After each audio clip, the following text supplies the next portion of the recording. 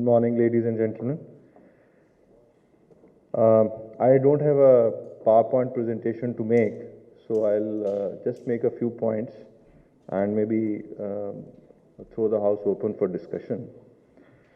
As a young person, I've grown up in Chandigarh, so I have had the experience of a new city as a citizen.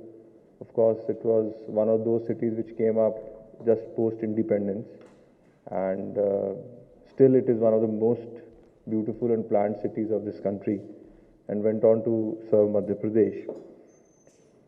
My take on new cities is also from my experience of model towns and Huda and Puda sectors in Punjab and Haryana, which were coming up as small townships around the old towns, and how they improved the infrastructure of a city, how city life became an integral part of the older parts of those towns as well, and how Chandigarh's influence actually spread as a lighthouse effect on other smaller towns of Punjab and Haryana, and maybe in some towns of Himachal as well.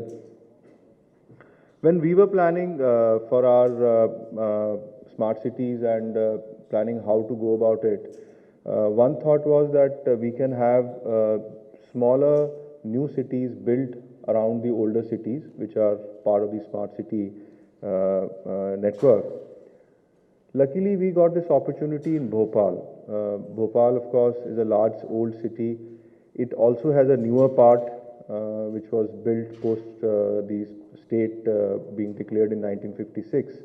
That is the new Bhopal that has come up. But between the old Bhopal and new Bhopal, we don't have a downtown area. So this is a city which is a low height development, a low rise development, and a very large spread out town area with long distances to travel. If you have to really set up a house now, you buy a flat or a house on the periphery of the town, and the employment opportunities are within the central part of the town. So we had about 350 acres of land which was available right in the center of the city, right in the heart of the city, which was actually under occupation of very low rise, actually very small government housing. And about 3,000 of these government houses were spread out, large areas, undeveloped areas were there, and some encroachment, some slums, as it happens in a government piece of land, that was there. So we decided that we'll have a new development on this chunk of land with the focus on a vertical development, a high-rise development, which will actually become the downtown area for Bhopal, and it will also have funding support from the Smart Cities mission. But it will have its own ethos, it will have its own environment which is self-sustainable, and it also gives boost to the entire city's employment potential as well as to the city's future growth. So with this in mind, we have planned this 350 acres of area. The only requirement we had was we have to build those 3,000 houses for the government servants that were already there. So we planned on one part, very small part of the land, we're going ground plus 26 for building those apartments. And with those apartments coming in, almost the entire piece of land gets vacated. And a beautiful township has been planned in this particular stretch of land. The total outlay is about 3,000 crores, which includes the infrastructure development and the laying of utilities, as well as for building these houses, because this is a cost which the Smart City company has to bear. But the financial planning has been done in a different manner. One thing that we had in mind was that if you develop a city right from the beginning as a public investment, and then you try to get the private sector players to come in, then it becomes a very difficult combination, because there are vested interests, investments have gone in. For a private sector player to come in at a later stage, the valuation is an issue. The quality of infrastructure sometimes becomes an issue. So right from the beginning, we have developed a financial model which has three primary pillars. The first pillar is that whatever utility has a user charge, that will be built right from the beginning under the public-private partnership structure. So it will not be built with public sector investment. The entire investment, if a VGF is a requirement, that will be brought in, but entire investment is going to come through the private partner, and that private partner is going to run that service and also have a user charge to sustain that service. So we have planned our power supply network.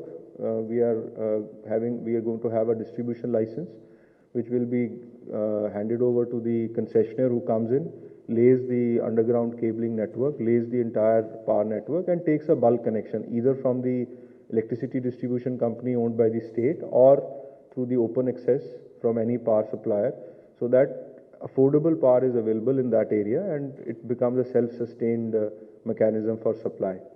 Similarly, for water supply, we are again going for a PPP structure, water supply and sewage management under one combined concession, where the entire project is again going to be hived off to a partner who will lay the water supply network, a dual pipeline, reuse of water for the greenery and other things, treatment, water treatment, waste treatment, all that under one umbrella, again linked to a user charge and with a VGF linked to it.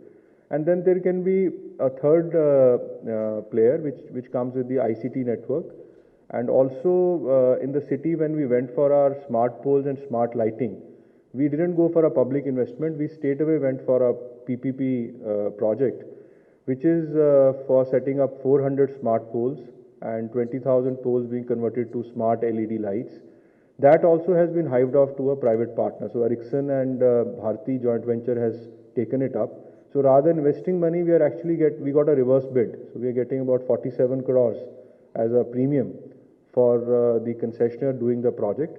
And the sources of revenue are the advertisement revenue on the digital advertisement that we are allowing on these smart poles, the telecom revenue that will come through the smart pole connectivity, and also the energy saving that will happen because of the LEDs. So those three sources of revenue we monetized and converted into a PPP project and hived it off. So the first pillar of this project is that the utilities and wherever there is a user charge, we go for a public-private partnership structure and we leverage that investment in setting up this project. The second part is bankable projects.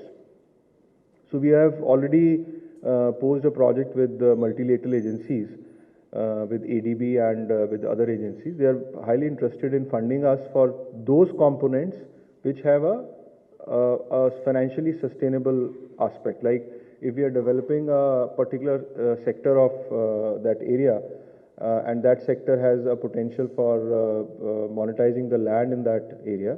So we are going to raise a loan, accelerate the development in a short period rather than going over a period of time.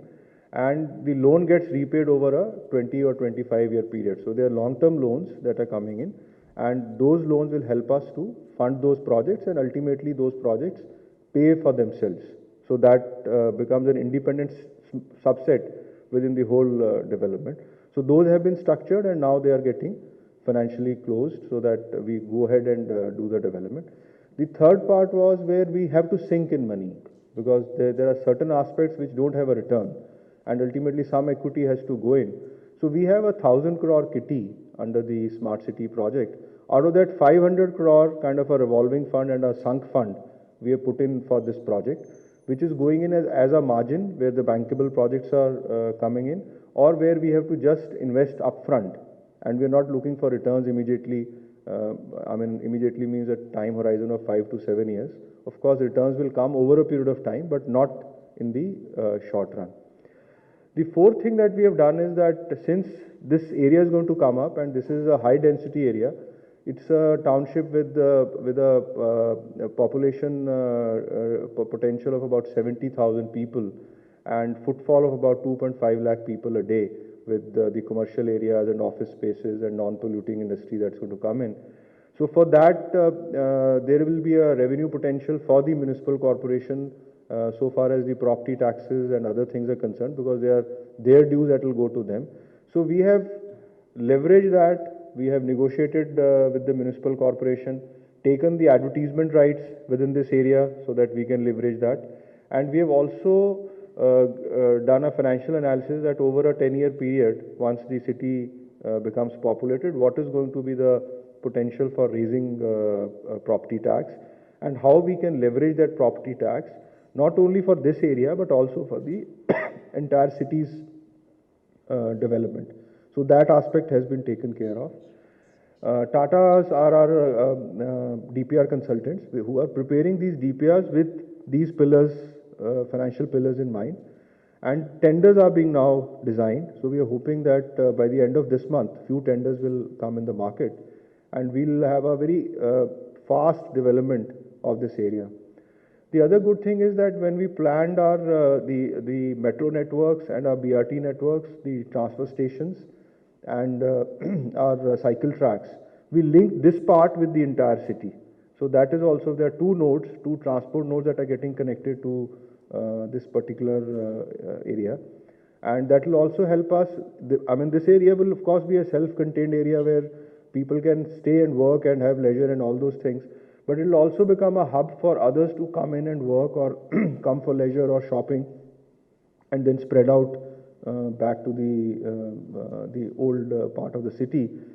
So that we hope will allow us to have a huge employment generation for the city, and it will have an economic fallout, which can help us to see Bhopal as a growing city in future.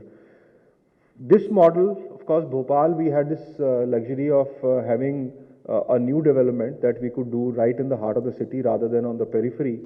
We have picked this model for our other cities as well. We don't have a large chunk of 400 acres or 350 acres or 500 acres which is vacant within the city, but we have smaller chunks. So we have larger area where we are doing all the activities of laying utilities, going for underground cabling, having 24/7 water supply, having a very good wastewater treatment, and then reuse of water, etc., pedestrian ways and all that. There also we have picked chunks of land. Wherever we got a chunk of land, maybe 10 acres, 20 acres, 30 acres, and we have linked that development on the same financial model, so that raises money for putting it back to the area which is getting developed as a better part of the city, with all the infrastructure to the level that should be there for any good livable city. So with this kind of modeling, with about 5,000 crores of equity that would have come in from the Smart Cities mission, we have planned activities worth 23,000 crores to be invested in next 3 years in our state, by leveraging as far as possible, and by having this principle of one rupee of public investment attracting 4 or 5 from the private sector, and putting it back for the development. So that's what I had to present. I am open for any questions if there are any. Yeah, yes, ma'am. Really related to the sustainable development paradigm, I do appreciate the financial aspect that you have taken care of very thoroughly. But simultaneously, if you don't take into account the environmental and socio-cultural aspects, the direction in which the city would grow, how do you see the sustainability of this particular city?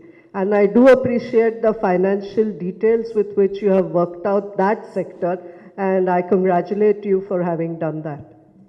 Ma'am, this is a very relevant point. When we are planning for this particular area or other areas in cities, we are taking care that the ground coverage under buildings gets reduced from what it is today.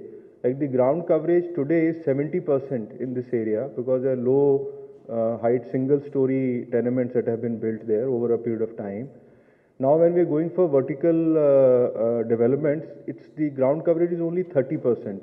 So 70% area is going to be open. But I have not brought that the plan of that area. I would have loved to show that. In fact, the entire middle part of this city, it's like 2 circles with a long corridor in between. It is entirely green. And the other important aspect is that in Madhya Pradesh especially, we couldn't do a good sewage network earlier. What we were trying to do was, Madhya Pradesh is a plateau. So we have natural drainage lines in all towns. And those are the original nalas of the town. So the entire sewage is flowing in these nalas. So Madhya Pradesh tried to tap these nalas and set up STPs. So tapping a nala is the worst thing that you can do because stormwater drainage and sewage gets mixed and you can never project a flow of that water. So you can never treat 100% because whenever there is a rain or extra flow of water, it will overflow and it will go to your natural sources. So with this kind of a modeling that has come up, we are absolutely segregating the sewage from the stormwater drainage. And we are building water bodies, especially in this area. 2 new water bodies are coming up, which are basically from the treated water.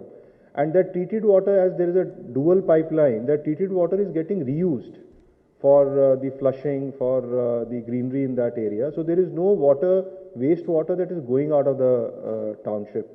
So all the buildings will be green certified buildings. The commute time and the commute requirement will go down because you have the places to live and places to work in the same compact area. Actually, from the sustainability point of view, this is the best solution you can have. See, there are many people who argue for low-rise development. But low-rise development also means that people who are going to go for low-rise development are going to build their houses really far off from the main town and they have to commute every day. So that carbon footprint of commuting is hugely damaging for any sustainable mechanism for a township. So all those aspects have been taken care in developing. Not only this, when we are doing Gwalior, we are doing Indore, we are taking care of the sustainability aspect in a major way. And so far as the cultural and social aspect is concerned, Madhya Pradesh is extremely rich. It's a cosmopolitan state. Actually, we have tribals as our original population and people have migrated over a period of time and settled in Madhya Pradesh. So the cultural centers, of course, which exist in the city, they remain undisturbed. The Bharat Bhavan, the areas where a lot of other things are happening. But in this city itself, we are also building areas for a heart for people to come in, for allowing low-cost housing for people who can afford to come in, so that the cultural diversity in the city is maintained. We are building not only the government housing for 3,000 houses, we are also building 2,000 low-income group housing within the area.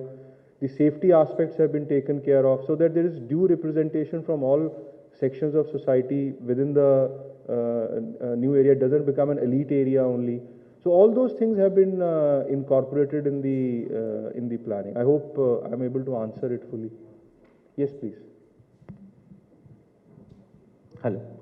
Have you calculated about the numbers as to how much, once this comes up, the nicely planned downtown, what would be the numbers of when you talk of the user charges per DU or per person? Yeah, so we are planning for occupation of 70,000 people in that area. So accordingly, the household numbers and the user charges have been kept, because every document which is going to go for tender will also have financial projections about how many houses are going to be there. So we are also relaxing our planning norms because the height is going up, but the ground coverage is coming down. So accordingly, the planning norms are being revised. And as per the planning norms, once the FARs are being declared, then approximately you can understand that what would be the household number in the area which is coming up. Yes, sir.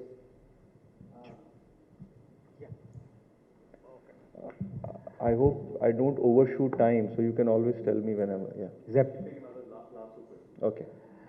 Thank you. That was even though you didn't have a PowerPoint, it was, one could imagine the things that are going on. So compliments to you, very detailed.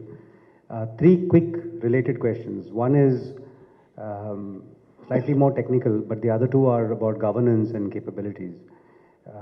So let me ask the second 2 first. Given that these are complicated structures and given the challenges that one always has in public institutions to do these, how do you ensure that the governance of these projects, which have long gestation times, actually stays at a certain level which is acceptable? Second, in the A6 report, which I'm sure you've seen, we have talked extensively about the lack of capacities. in our cities, and not just at the lower levels of urban functionaries, but even at the higher levels. Let me honestly say, you seem like an exception.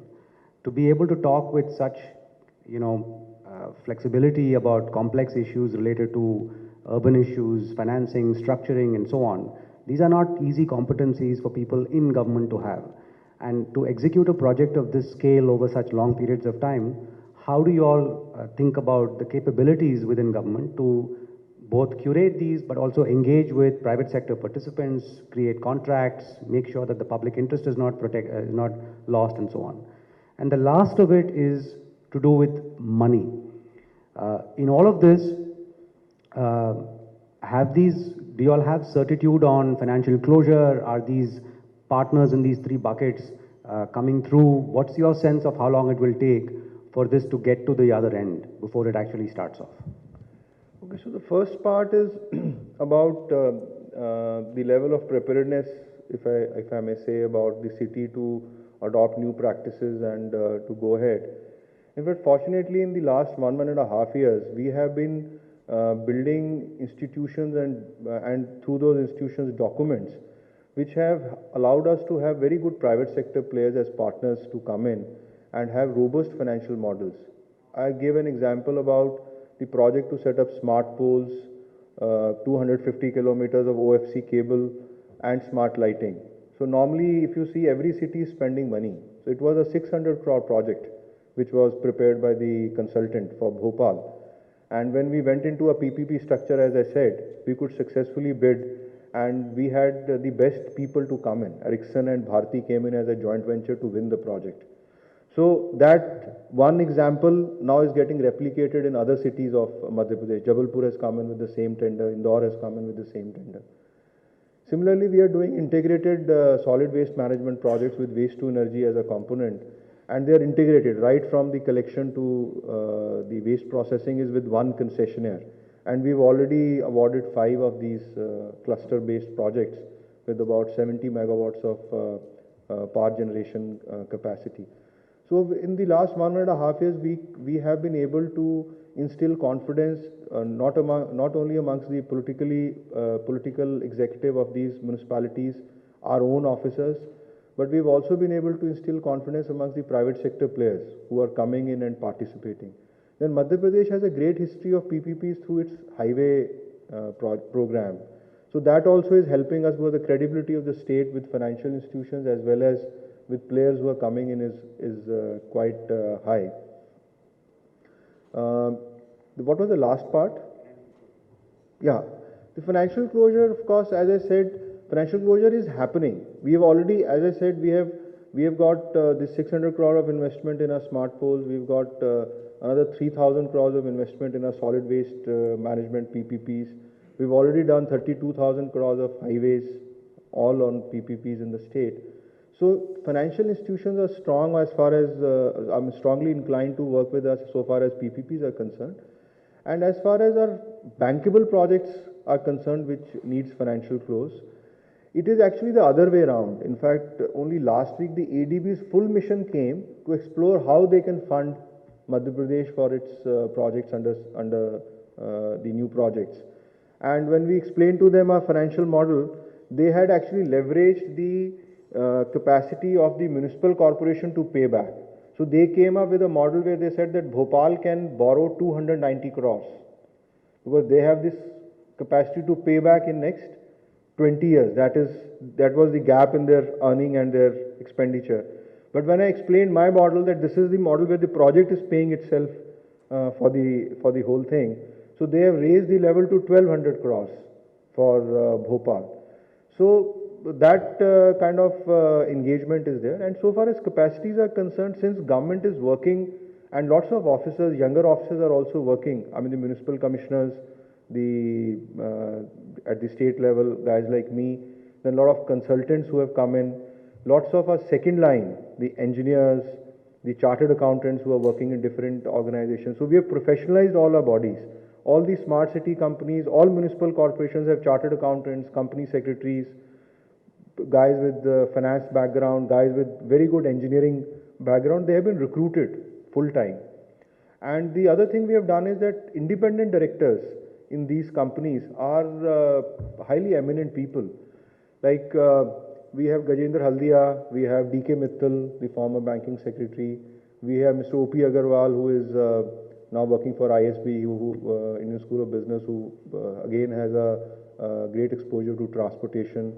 We have Mr. Swami from CEPT in Ahmedabad. So we are trying that 2 positions that we have in each of these smart city companies are manned by really renowned people. We are not taking a casual decision to induct a independent director. So that will also help in the long run to sustain these projects.